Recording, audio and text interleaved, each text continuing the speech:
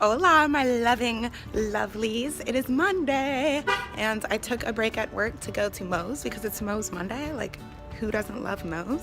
And I'm going to give you, the classic motivation that I love to share. So today's stuff, I have a lot going on.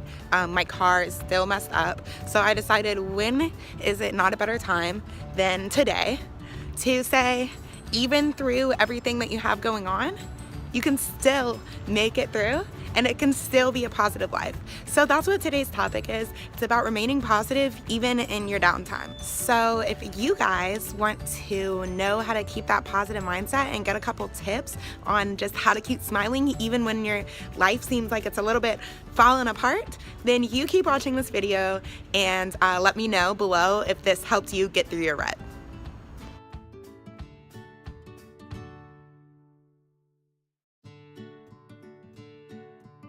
This is not the time to break down. This is not the time to break down, Mo. I'm about to go back and work, and we're gonna try it again.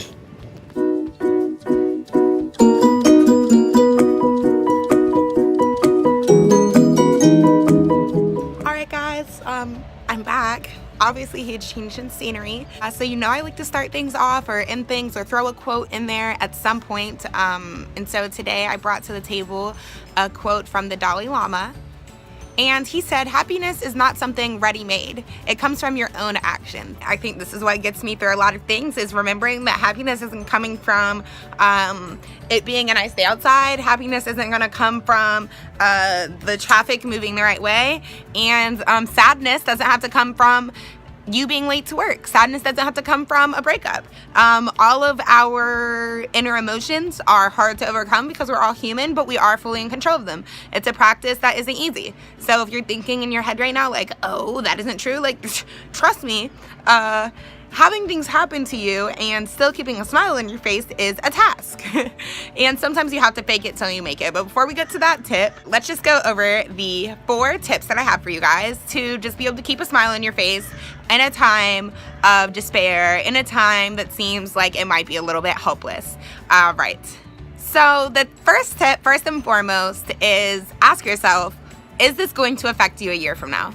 Like, genuinely. Ask yourself this and say, like, hey, 1 year from now, will I still be even worried about this? And if the answer is no, well, we're getting somewhere. Now ask yourself, is it going to affect you even 6 months from now? I mean, if the answer is yes, okay, that's no big deal. But if the answer is no, then you really need to let it fly. Okay? It's not going to affect you. This is something that you are going to be able to tackle. You're going to handle it, and you're going to move on with your life. If it's still going to affect you 6 months to a year from now, this is still a situation that you need to look at. You need to tackle it rationally, logically, and figure out, what are you doing wrong? What can you improve on? And what are some different things that you can do to make a change? Because a lot of people like to fall in a situation and just say, oh, it's helpless. I can do nothing to help myself, or it's someone else's fault. When indeed, you can make your own personal decisions on what actions you take and how you feel emotionally and your thoughts in your head. So just remember, especially if it's not going to affect you months from now, like, let it go and let's just work on the issue at hand. So it's Monday right now. This weekend will make 2 weeks of me not having my car. And you know what? I've been in a pretty good mood, and it's because I put these tips into place. So I asked myself, is this problem gonna affect me a year from now? Hell no. I'm not gonna let myself not have a car for a year, or I'm just not gonna let it affect me for that long. And it honestly doesn't even have to affect me longer than what it happened. It is what it is. My car broke down. Now what am I gonna do about it? So that brings me to the second tip. Something that gets me through everything is writing down a list of why you're blessed. Okay, cool. My car broke down, but I've still been able to get to school this entire week because God blessed me with knowledge on how to ride the public transportation system. I know how to ride the bus. I can get around. I've been thugging it carless for years and years and years, and I'm just blessed enough to even be able to say I had a car. I'm very blessed to be able to have feet to be able to get there, and blessed to be able to have somewhere that I even need to be going. A lot of people, they don't have it anywhere somewhere to even be. So all of these things are blessings. My positive mindset is a blessing. I'm in a home, my head is covered, that's a blessing. And my daughter is able to get to and from school every single day. Thank the Lord. These are all blessings. So go ahead and write you down a list of reasons why you're still blessed.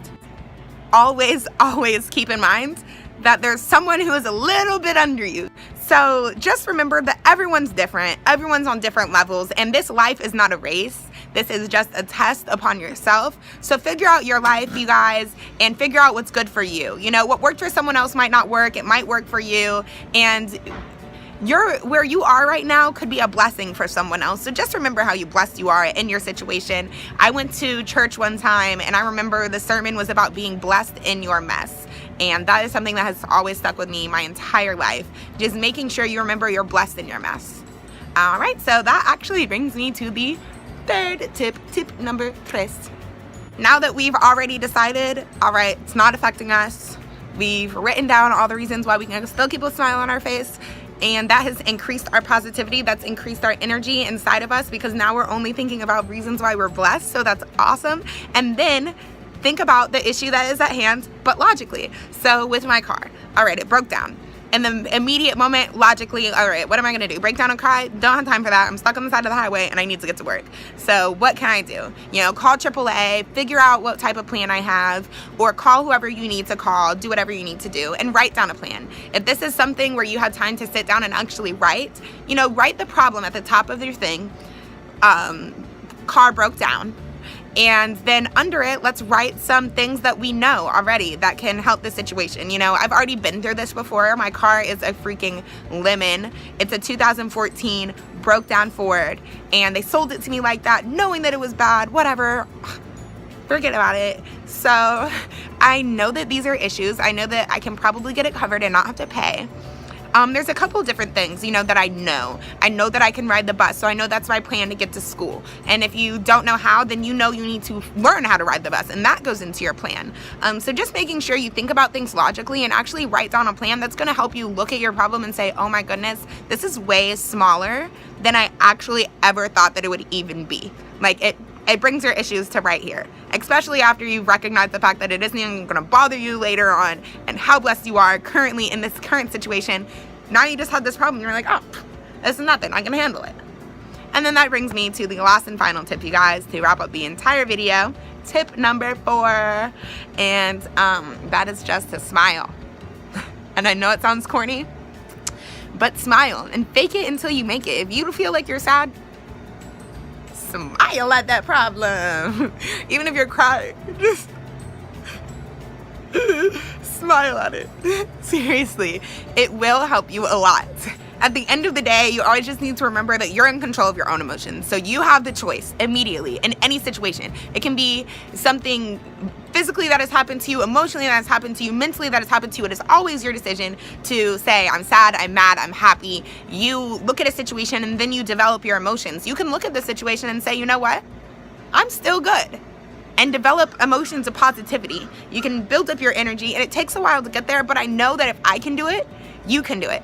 I was a girl who was convicted of a felony, a violent crime. I used to want to fight everybody. I was always calling people B-words and wanting to fight people on sight. And now look at your girl. She happy. She's smiling. She looking cute, you know what I'm saying? Got the nails done, all that good stuff.